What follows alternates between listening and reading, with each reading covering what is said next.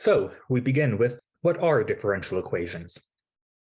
So one could say that algebra is to arithmetic, as differential equations is to calculus. In algebra, you learn how to solve for an unknown number satisfying an arithmetic relationship, while in differential equations, you will learn how to solve for an unknown function subject to a differential relationship, which means an equation involving derivatives. So, for example, y prime equals y. This says that y is some function which is its own derivative. Can you think of any function which is its own derivative? Maybe you can think of y equals e to the x. The derivative of e to the x is e to the x, so this satisfies that equation. Is there any other function that satisfies that equation? How about y equals 2 times e to the x? This also satisfies this relationship. And from here we can extrapolate, well, also y is, say, 3 e to the x satisfies it. And in general, we'll see that the set of solutions is y is c times e to the x, for c a constant, that is any constant. So one can verify that the derivative of c times e to the x is itself, but we'll also prove that this is all solutions. So why do we care about these anyway? Well, in countless problems spanning physics and engineering and even biology and economics, the only thing that we can know a priori about a system is the relationship between the system's current state and the system's rate of change. And a relationship between a system's current state and its rate of change is a differential equation, since the rate of change is the derivative. And we would be relating that to the original function. An ordinary differential equation is a differential equation that contains only derivatives of one or more unknown functions with respect to a single variable. So that single variable with respect to which we're taking the derivative, the fact it's a derivative with respect to only one variable is what makes it ordinary. So some examples of ordinary differential equations: the y prime equals y that we already saw. Y double prime minus 4y prime plus 3 is e to the x. That's an ordinary differential equation. In this one, implicitly, the y prime and y double prime are with respect to x. Implicitly, y is a function of x. Or dy dt plus dx dt is x plus 2y. So this is a different kind of beast. Here, x and y are both functions of t. They're functions x of t and y of t. And this says that the derivative of y with respect to t plus the derivative of this other function, x with respect to t, is equal to x plus 2y. So this is a differential equation of two unknown functions, but because it's with respect in derivatives with respect to only one variable, it is still an ordinary differential equation, just with two unknown functions. So what do we mean by an equation that has derivatives with respect to multiple variables anyway? First, we need to understand the concept of a partial derivative. A partial derivative of a multivariate function, f of x, y, multivariate meaning it's a function of two variables, with respect to only one of those variables. So either del f del x, the partial derivative with respect to x, as we call it, or del f del y, which is the partial derivative with respect to y. That's the derivative obtained by regarding the other variable as a constant. So don't be intimidated by this new symbol. This is essentially df dx, like from calculus 1, except now we're using dels to indicate that it's a partial derivative. So this funny symbol here, that's pronounced del. Okay, so let's do an example. So f of xy is x squared y cubed. Let's find del f del x and del f del y. Okay, so what's del f del x? So remember that a partial derivative is the calculus 1 derivative obtained by regarding the other variable as a constant. So in del f del x, that means we would regard y as a constant and then take the ordinary calculus 1 derivative, thinking of y as a constant. So our thought bubble might look like this. So for this function x squared y cubed, that means that we think of the other variable y as a constant, like y equals 5. And then that function would become x squared times 5 cubed. And now we take the calculus 1 derivative with respect to x of that. And what is that? Well, 5 cubed is just a constant, and the derivative of x squared is 2x.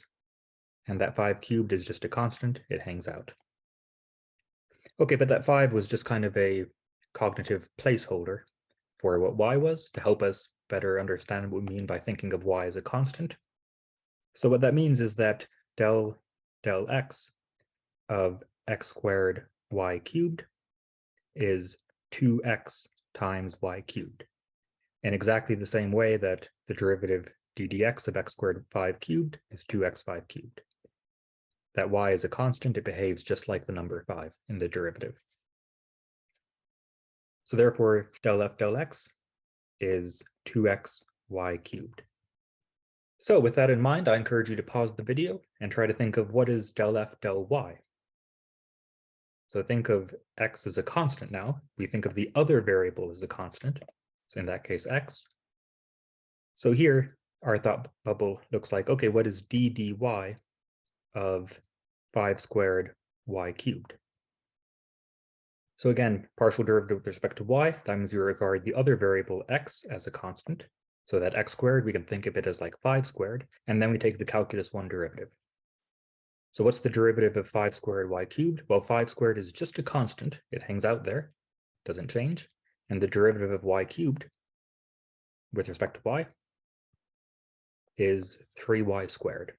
So therefore, well, that 5 was just a placeholder. So replacing that 5 with x, it's x squared times 3y squared, also known as 3x squared y squared. So those are the partial derivatives of this f with respect to x and with respect to y. Let's do another example.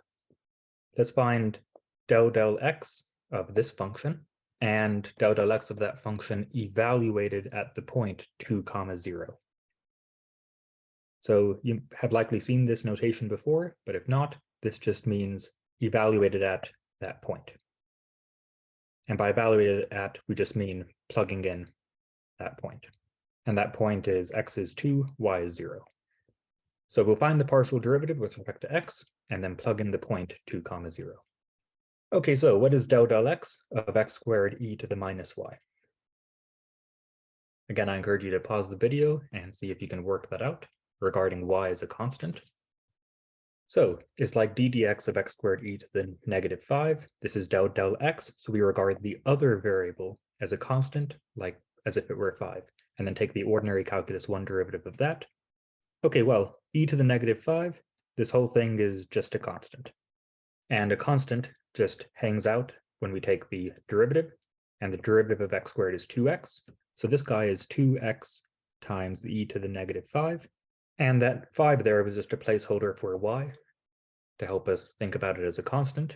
So this partial derivative is 2x times e to the negative y. Okay, and the second question was, what is this partial derivative evaluated at 2, 0? Well, we just found that partial derivative. It's this. So this is the same as 2x times e to the negative y, evaluated at 2, 0. And that means plugging in the point, x is 2, y is 0 into this. So we have 2 times e to the negative 0. And e to the 0 is 1. So this is 4. Okay, so this was del x of this function. Try your hand at del y of that same function. Pause the video. Okay, so del y of this function, that means we're regarding the other variable, x, as a constant. So you can think of it as like x is 5, just imagine that x is 5 temporarily. And we have the derivative with respect to y of a constant times e to the negative y. And the derivative of e to the negative y, by the chain rule, we pull down that negative sign. So that is negative e to the negative y. So we have negative 5 squared e to the negative y. And you might notice that when I plug in a constant for the other variable as a placeholder, I don't evaluate it. We don't know what x is, it's not necessarily 5, so leave it alone. don't evaluate it. And then after you evaluate that derivative, then you would replace the 5 with the original x. So from here, doing the replacement back, we have negative x squared e to the negative y. And by the way, I should note that this whole thing with plugging in 5, that's like training wheels. And in general, going forward, you'll be able to just think of x, in this case, as a constant automatically, and immediately realize that, okay, that's a constant. I'm only taking the derivative with respect to y. The x squared is constant, so it just hangs out. These are just training wheels. So that's the partial derivative with respect to y. And then that partial derivative with respect to y evaluated at 2, 0, well, that's the partial derivative. So this is negative x squared e to the negative y, evaluated at 2, 0. This is negative 4. Let's do another example, this one involving the chain rule. Go ahead and find del x of sine xy, and also find del y of sine xy. Again, I encourage you to pause the video. Mathematics is like learning how to swim. You can't learn how to swim by watching someone else swim. You need to get in there and swim yourself and struggle with it, and then learn from someone else who helps you as you struggle with the math. So if you're just watching these without the pausing and working through, then I would definitely argue that that's suboptimal. Pause the video and try to do it on your own, and then see if you were able to do it. And that way you can identify your errors and learn from them. Okay, so this first one, del x of sine xy, that means that we're thinking of y as a constant. So like this. And ddx of sine of 5 times x, by the chain rule, it will be cosine of x times 5. Cosine is the derivative of sine. And then we need to multiply it on the outside by the derivative of the inside function. Recall that the chain rule says that the derivative of f of g of x is g prime of x, the derivative of the inside, times f prime of g of x, the derivative of the outside. So derivative of sine is cosine, and now the derivative of x times 5 is 5. So we're replacing 5 with y. Del x of sine of xy is y times cosine of xy. And similarly, del x of sine of xy is x times cosine of xy. Let's conclude with one more. These are a couple of simple looking ones, and they are. The only reason I'm presenting them is that it's kind of like a trick question, except it isn't if you know how to take partial derivatives properly and you're thinking about them correctly. Go ahead and find del x of y squared and del y of y squared. If you got 0 for del x of y squared, that is correct. So del x of y squared, we're thinking of the other variable y as a constant, so it's like ddx of 5 squared. Okay, but 5 squared, that is just a constant. And the derivative of a constant is 0. And that's it. While del y of y squared, that means replacing the other variable x with 5. Well, there is no x there. So del y of y squared is the same as ddy of y squared because there is no x. So that's partial derivatives. If you were in Calculus 3, then you use these pretty extensively. And if not, then hopefully it's not too bad in hindsight to take partial derivatives. And don't worry, we won't be using these too much in the class, although they are important for a couple of topics. And we'll be doing a fair deal more practice when we get to those. Okay, so why did I introduce them just now? Well, we learned what an ordinary differential equation is. And the key part of an ordinary differential equation is that we're taking derivatives with respect to only a single variable. But for multivariate functions, we could take partial derivatives of the same function with respect to 2 different variables, as we did here, for example. This is a single function, and we took the derivative with respect to x, and then also the derivative with respect to y. And it's possible that we could have a differential equation relating both of these 2 derivatives together. Maybe you can even think of one. And an equation that relates the partial derivatives of the same function with respect to different variables together is called a partial differential equation. It's a differential equation that contains derivatives of one or more unknown functions with respect to two or more variables. So, for example, del u del t is negative del v del x. This has derivatives with respect to two different variables. That makes it a partial differential equation. And in physics, the heat equation is very important. It describes the change in the temperature distribution of a rod as a function of time. And it is a partial differential equation relating both the partial derivative with respect to position to the partial derivative with respect to time of the same function of both time and position that gives the heat at a point in time at a given position. Partial differential equations are difficult, and this class will be only about ordinary differential equations. We will not be doing partial differential equations. And you might be wondering, wait, why did I just learn about partial derivatives? Well, for ordinary differential equations, partial derivatives will still be important for a couple of topics. Now, we need some terminology. The order of a differential equation is the order of the highest derivative within it. So, for example, in this differential equation, what's the highest derivative? This d squared y, dx squared, that is a second derivative, while this dy dx cubed, that cubing is not a derivative. That's taking a first derivative and just cubing the result. So this part is first order, it's a first derivative. This part is second order, that's a second derivative. So this is a second order differential equation.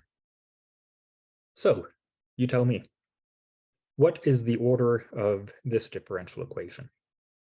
The square root of the fourth derivative of y. I should note, this notation here, if you have a superscript to a variable and is in parentheses like this, then what that means is it's taking the derivative of that many times.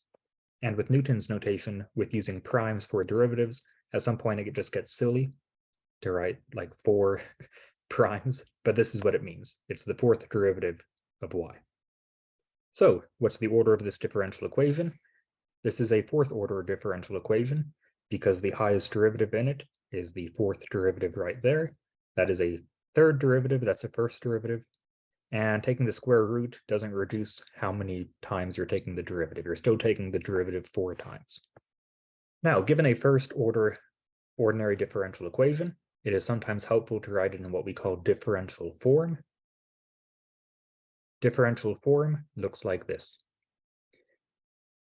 M of xy times dx plus n of xy times dy is 0. Now you might be wondering, wait. We separated the dx and dy. Isn't it always dy dx? Well, we can regard dy dx as a fraction, and it is kind of a fraction in the sense that it's the limit of a ratio. And regarding it as a fraction, we can then use algebra and separate the dx and dy into different places. So let me show you an example. Let's write 5y is x times y prime in differential form. So to do this, first we'll write that y prime is dx dy, and now we can multiply both sides by dx. Multiplying both sides by dx, we now have 5y dx is x times dy, and we want it in this form where it's equal to 0, so the natural thing to do now is subtract x times dy from both sides. So now we have 5y dx.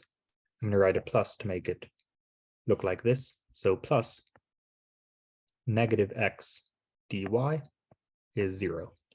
And now we have it in differential form. These two are in the same form. This is in that form, where this is our m of xy, and this is our n of xy. Getting a differential equation into differential form will be quite useful in solving certain types of differential equations. And remember, the steps are: first, you write any y primes as simply dy over dx. Then you multiply both sides by dx, and then you rearrange it into this form. It's not algebraically too difficult once you know the two steps. So you try your hand. Write y prime plus y equals e to the x in differential form. Again, pause the video. So we have dy dx plus y is e to the x. We multiply both sides by dx, and we have this. Okay, and we want it in this form. So let's subtract e to the x times dx from both sides. And I've also put in the x pieces first to get it closer to this form. And we have this.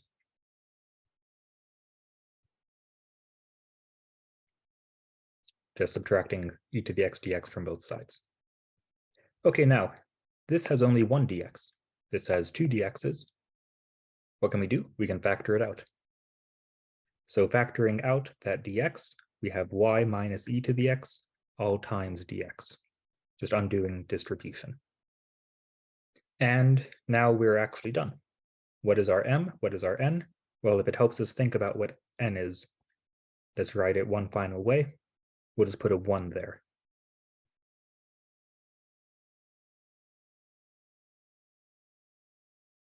So that's our m of xy times dx plus 1 is our n times dy is 0.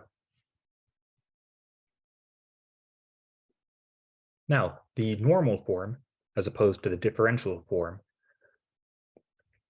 of a differential equation, is simply when everything is on one side and we have not separated the dx's from the dy's. So some function of x, y, y prime, y double prime, etc., whatever the order is all equal to 0. So for example, let's write this in normal form. It's already essentially a function of just y, y prime, y triple prime, y quadruple prime. All we need to do is move the 2x to the other side to make it equal to 0. And that's it. This whole guy on the left is our f of x, y, y double prime, y triple prime, and y quadruple prime. And it's equal to 0. Nothing more to say about that. Now, a function is said to be linear if it can be expressed in this form. Okay, this looks intimidating, but all that's going on is each derivative, or higher derivative, is kind of by itself and just being multiplied by a function of only x, and then we're adding those together. So in other words, no derivative of y is being squared or square rooted. There is none of this business where we have the fourth root of the fourth derivative. Every derivative is all by itself, aside from a possible multiplication by a function of x only. So this left-hand side is what we call a linear combination of y and its derivatives. In other words, it has no squaring, no exponentiation, no multiplication of any of the derivatives by any other. And we'll discuss later why exactly this is called linear. But for now, let's do some examples, and it's not hard to identify linear once you get the hang of it. So for example, is this guy linear? So in looking at this is what to look for. Each derivative of y should be by itself, meaning no squaring or any other function being applied to it, aside from a possible multiplication by a function of x only. So this is x squared, that's a function of x only, times y prime by itself, y double prime by itself. And then the next term, we should then be adding some other term that's the same way. This too is x's only. There are no x's, but the point is, if there are no x's, then it's x's only so long as there's no y. And then times y prime, that's by itself, and likewise over here. You have a y by itself being multiplied by some term with no y's in it. And it must be equal to a function of x's only. That was our form over here. So that's the meaning of this ugly-looking formula. It means that it's of this form. So the answer to this is yes. Okay, what about this second guy? Okay, we have x's only times y double prime by itself, looking good so far, plus 2y times y prime. So that is very much not a function of x's only. It has a y in it, is the point. So that is not of the desired form. The coefficient is not a function of x only. That is not a linear equation.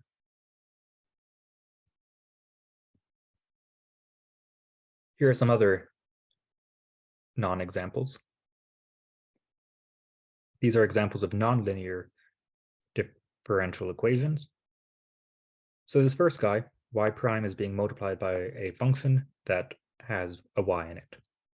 That makes it not linear. That's similar to this. In the second one, the y is not by itself. We have a nonlinear function of y. Each y must be by itself, being multiplied only by some function of x's only. And in this last one, y is being squared. That's not a y by itself. In fact, you can think of that as the same as y times y. So that is also nonlinear.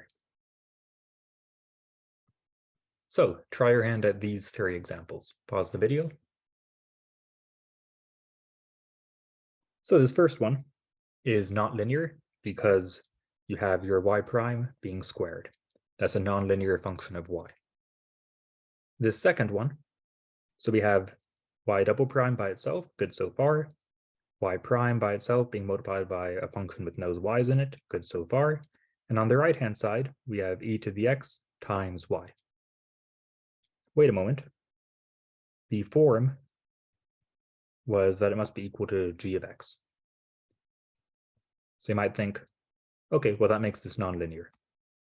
However, we could rearrange this into this form, just writing the d squared y dx squared as y double prime, etc. And that is linear. You have your derivatives of y, each being multiplied by a function of x only, is equal to 0, which is also a function of x only. No y's in it. And this last one is not linear because this y double prime is being multiplied by something that is not x's only. Or equivalently, y is being multiplied by something that is not x's only. So this last one is not linear.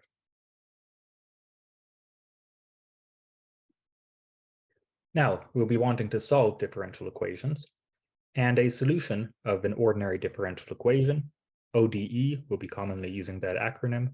That stands for an ordinary differential equation. And a function phi, defined on some interval, possessing all the appropriate derivatives, which are continuous on that interval, and which, when substituted into the ordinary differential equation, reduces to an identity, like 5 equals 5.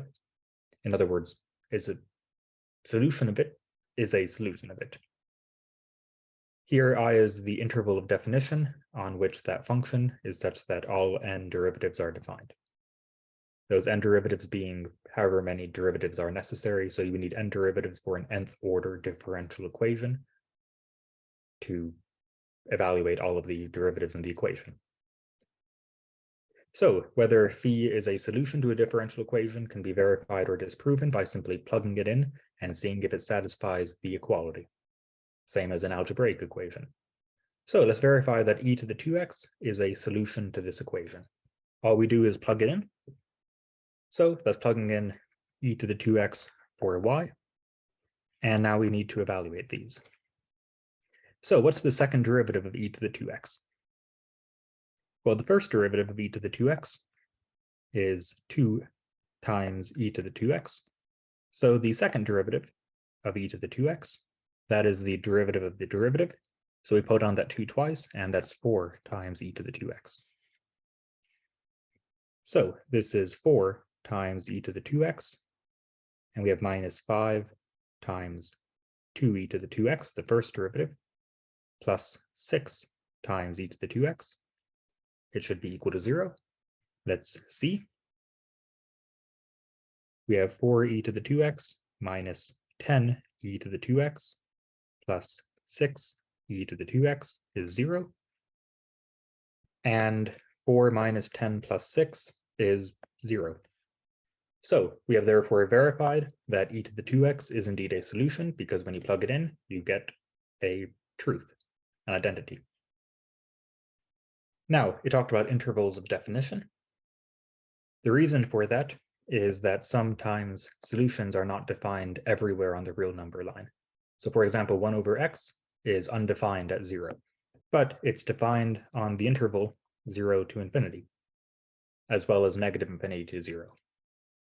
Okay, and on one of these intervals, we're going to arbitrarily choose 0 to infinity. In practice, it will depend upon the interval that we care about for whatever physical system we're trying to solve. And usually differential equations will be as a function of time, and we'll want positive time. So in practice, it would be 0 to infinity, because we don't want or care about the negative time. And on this interval where it's defined, it is a solution, as we can verify by plugging in. Let's do so. Okay, that's plugging in. What's the derivative of 1 over x? Here's how I always think about it. 1 over x is the same as x to the negative 1. And the derivative of x to the negative 1, all we do is pull down that negative 1 and reduce that power by 1. It's the same rule as you do for x cubed or x to the 7th. So that is x times negative x to the negative 2. X to the negative 2 is 1 over x squared. And x over x squared is 1 over x. So we have negative 1 over x plus 1 over x is 0, which is 0 equals 0. That is identity. So it is a solution. So both of those were explicit solutions in the sense that it was a function y explicitly of x. However, we can also have implicit solutions where y is defined implicitly in terms of x. So we can verify that y squared minus x squared equals 1 is an implicit solution to dy dx is x over y. We can do this by implicitly taking the derivative of this with respect to x. Remember implicit differentiation from calculus 1. Taking the implicit derivative of this with respect to x, we have 2y prime minus 2x is 0. And if you're rusty, recall that what we did here is implicit differentiation via the chain rule. This y squared, y is a function of x, so it's really y of x squared, and ddx of that, we take the derivative of the outside function, holding down that 2, times the derivative of the inside function. The inside function is y of x, and the derivative of y of x is y prime of x. And what we want to do now is rearrange that and see if it's equal to this form. If so, that means that it's a solution. So that's 2y times dy dx minus 2x is 0. Let's move that 2x to the other side. And dividing both sides by 2y, canceling out the 2's, we have dy dx is x over y. But that's the differential equation. So that means that this is an implicit solution to that differential equation, since whenever this is true, we can see via the derivation that this is also true.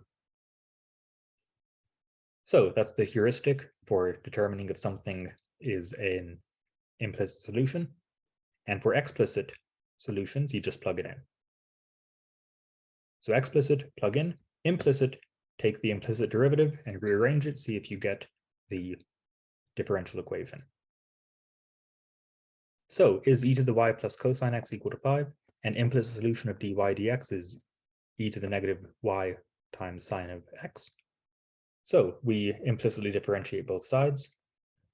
Derivative of e to the y with respect to x regarding y as a function of x is y prime e to the y. Its derivative of the outside, derivative of e to the something is itself, times the derivative of the inside. The inside is y, and the derivative of that is y prime. And derivative of cosine is negative sine. There's no y here, so it's just the derivative with respect to x, and derivative of 5 is 0. And y prime is dy dx. Now, let's move everything except the dy dx to the other side. We'll add sine of x to both sides, divide both sides by e to the y, but 1 over e to the y is the same as e to the negative y. So whenever this is true, then we have seen that the differential equation is true. So therefore, this is an implicit solution of the differential equation. Okay, but all of these were explicit individual solutions. However, as we saw at the very beginning, differential equations can have many solutions, and in fact always do, unless some condition is specified. So it can have a whole family of solutions. So just as indefinite integration will always have that arbitrary constant plus c, the full solution to a differential equation will always have one or more arbitrary constants parameterizing a family of solutions. So for example, y squared minus x squared equals c, for c any constant, an arbitrary constant, gives the full family of solutions to this differential equation. Let's verify that, and then I'll illustrate what this looks like with a graphing tool. So implicitly differentiating this with respect to x, we have 2y y prime minus 2x is 0. C may be an arbitrary constant, but it is a constant, and derivative of a constant is 0. And this derivative of y squared implicitly, that's what we already talked about. And rearranging, it's now actually this exact same as this, literally exactly the same. It is the same derivation, and we wind up with the differential equation. So to get that same derivation, we end up deriving this differential equation. So that means that for any arbitrary constant c, it is a solution. So let's take a look at what this family of solutions looks like. So here is our family of solutions, and what we'll do is we'll see what it looks like for different arbitrary constants c, and get a feel for what all of these solutions look like, the whole family. So letting that c here vary, we see that all of these are solutions to that differential equation, and it turns out that only these are solutions. So this is what all solutions look like. And in practice, we would be given what we call an initial condition, where if we're modeling some event in chemistry or the like, we might be given the initial amount of the chemical that would specify a given point, and then that would nail down a single solution within this family. So for example, if we knew that this point here had to be on the solution, then c would have to be equal to 3, because any other value of c would make the solution not lie on that point. We'll be getting to initial value problems soon. So this was a family of solutions with only one arbitrary constant, and that corresponded to the fact that this was a first-order differential equation. Second-order differential equations, that is involving a y double prime, have a family of solutions with two arbitrary constants. Let's verify that this whole family, each of those, no matter what those c1, c2 are, satisfies this differential equation. I often find it helpful to first evaluate what the first and second derivatives are of this separately, and then we can more easily plug it in. So what's the first derivative? Well, that's 2c1 e to the 2x plus 3c2 e to the 3x, pulling down the coefficients via the chain rule. And then the second derivative, pulling them down again, we have 4c1 e to the 2x plus 9c2 e to the 3x. So that's our pre-work, and now let's plug it in. So plugging into our differential equation, we have this. So our y double prime we already found was that. That's our y double prime minus 5 times y prime, that's y prime, plug in, plus 6 times y, that's our y, plug in, is equal to 0. Now let's simplify this and see if we get 0 equals 0, in which case that means it always satisfies it. Okay, so there's this natural way to gather it. We'll gather together all of the e to the 2x's and factor it out. And then we have 4c1 minus 5 times 2 is minus 10 c1 plus 6 times c1 all times e to the 2x, factoring that part out. And we do the same with the e to the 3x parts. 9c2 minus 15, 5 times 3 times c2 plus 6 times c2 e to the 3x factored out is equal to 0. Okay, but 4 minus 10 plus 6, c1, that's just 0. And 9 minus 15 plus 6, c2, is also 0. So that means that this is a solution for any constants, c1 and c2, no matter what they may be. So that's a whole family of solutions with two arbitrary constants. And finally, we can have a system of differential equations. We have two functions, y and u, both implicitly functions of some other variable, say x, or t, in this case x, in which these two functions are related to each other and to their own derivatives. So y prime is y plus 4u, and also u prime is 2y plus 3u. And a solution to a system of differential equations is two functions that satisfy both of the differential equations at the same time. So just as with everything else we've been doing, we can verify that this is a solution by just plugging in. So plugging in this y and u into here, we have this. This is y prime is equal to y plus 4 times u. Well, this is u, so that's plus 4 times u. And then also we need simultaneously that u prime, well, that's u, take the derivative, is equal to 2 times y plus 3 times u. And now when we simplify these, we should get that both of these equations are satisfied at the same time. And to simplify, we'll want to gather together like terms. So gather together the 2e to the negative x's here, gather together the 2e to the 5x's. So we have negative 2c1 plus 4c1 is 2c1 e to the negative x. And now gather together the e to the 5x terms. We have c2 plus 4 times c2 is 5c2. Oh, look at that. The left and right hand sides are equal. Looking good so far. Now we need to simplify the second equation and make sure it's also satisfied. So the derivative here is negative c1 e to the negative x plus 5c2 e to the 5x. Okay, now gathering together terms here, e to the negative x, that has a negative 4 part, 2 times negative 2, c1, negative 4, plus 3, c1 is negative c1. And the e to the 5x parts, we have 2 times c2 plus 3 times c2 is 5 times c2. These are both identities, so this pair of functions satisfy the system. And lastly, I want to go over a practice problem, which is about giving an interval of definition of a solution. So the first part of this is verifying that this is an explicit solution of this differential equation, which is just a matter of plugging it in. And the interval of definition is typically a largest interval on which it is defined.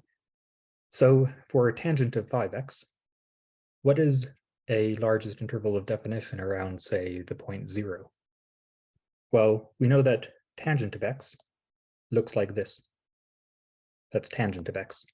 And what does tangent of 5x look like? Well, that 5 does a horizontal compression by a factor of 5. So that means that tangent of 5x looks like this, where now these 2 points are negative pi over 10 and pi over 10 because we have divided by 5, because it has been horizontally compressed by a factor of 5. So an interval of definition would be negative pi over 10 to pi over 10. Or we could do pi over 10 to 3 pi over 10. This is compressing the next one here, which was 3 pi over 2, compressing it by a factor of 5, which is dividing by 5, which makes it 3 pi over 10.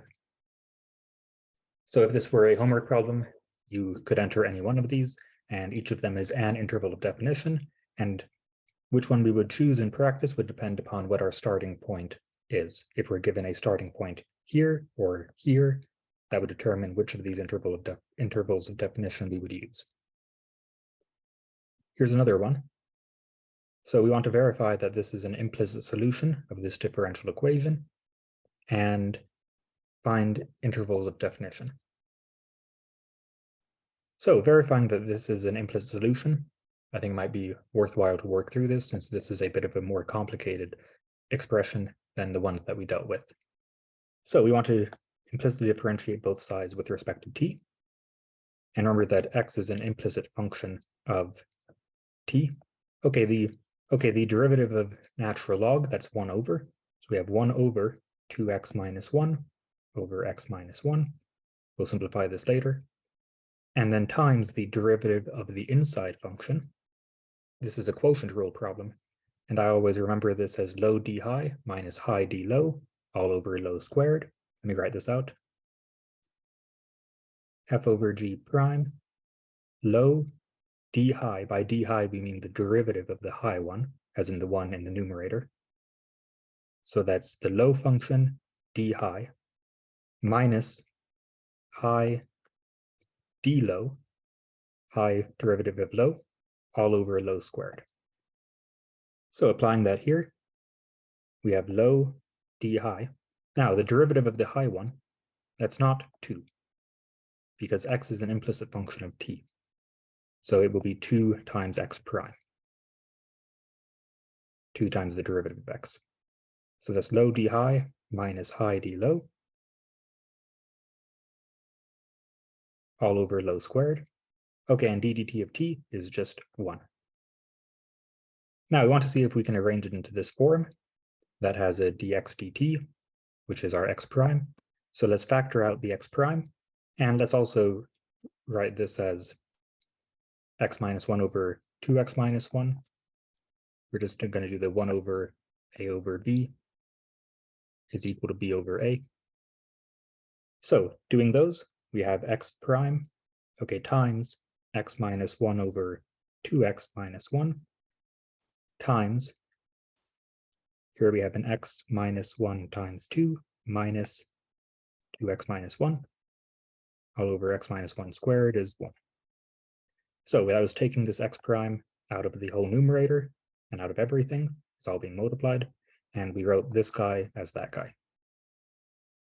And this is looking hopeful. After we distribute, we'll have a 2x minus 2x. Things will simplify. And let's write that x prime as dx dt. Now, x minus 1 over x minus 1 squared cancels that out. And 2x minus 2x goes away. Negative 2 plus 1 is negative 1. And we have over 2x minus 1 times x minus 1. Okay, look at that. We almost have our desired differential equation. Now we'll just multiply both sides by this denominator. So we have x minus 1 times 2x minus 1. Okay, wait, but this was 1 minus 2x. Well, there's this negative here. So we'll just take that negative there and multiply both sides by it. And we are done. We have derived from this implicit solution the original differential equation. That means that whenever this is true, then our differential equation is true, so it's a solution. Okay, now let's find an explicit solution. Well, an explicit solution, that means x explicitly is a function of t. So to find an explicit solution, what we need to do is solve for x. We want to solve for x in this to get x as a function of t explicitly. So explicit solution, we'll solve for x. First thing to do is take e to the power of both sides. E to the ln, that's why we're doing it, it cancels out. So then we have 2x minus 1 over x minus 1 is e to the t. Let's multiply both sides by x minus 1. Distribute. We want to solve for x. Let's gather the x's on one side and put the other terms on the other. We'll factor out the x. And divide both sides by 2 minus e to the t. And we get our explicit solution. And now we want to get our interval of definition. And that means, where is this explicit solution defined? Is there anywhere that it breaks? If so, that can't be in the interval of definition. Is e to the t undefined anywhere? No, e to the t is always defined for all t. However, dividing by something can break it. So the only way that this can break is if we're dividing by 0. 2 minus e to the t cannot be equal to 0. and that means that t cannot be equal to the natural log of 2, solving for t. So what are the intervals of definition? This is the only place it can break. So it could be defined from negative infinity to ln of 2. And another interval of definition is from the natural log of 2 to infinity. And let's conclude with this one last practice problem. We're given a differential equation, and we want to find some values of m such that x to the m is a solution. Okay, so let's plug in x to the m and see which m's work. Okay, we have plugged in x to the m, and m is a constant. What's the derivative of x to the m? Well, we pull down that m and subtract 1 from the exponent. So what's the second derivative of x to the m? We take the derivative of what we just found. This was the second derivative. And that means we pull down the m minus 1 and subtract. So we have m times m minus 1 times x to the m minus 2. Okay, so this is x times that is our second derivative, plus 2 times the derivative of x to the m is mx to the m minus 1 is 0. So x times x to the m minus 2, now we have one more x, so it's m minus 1. And we have this. Let's factor out the x to the m minus 1, and we have this. Now, here's a key point. We want x to the m to be a solution for all x.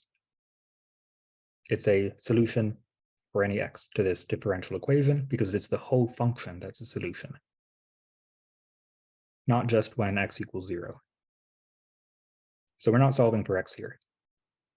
The only way that this can always be 0 for any x is if its coefficient is 0. So what that means is that this coefficient must be equal to 0. And now we have a polynomial, and we just need to solve that polynomial, and we will have found the m's that make x to the m a solution. So solving that polynomial, we'll FOIL out and simplify, and we get this, and that means that m is 0 or negative 1. Oh, my screen just died, but we did finish that problem. M was 0 or negative 1. And by our derivation, those are the only two m's that work.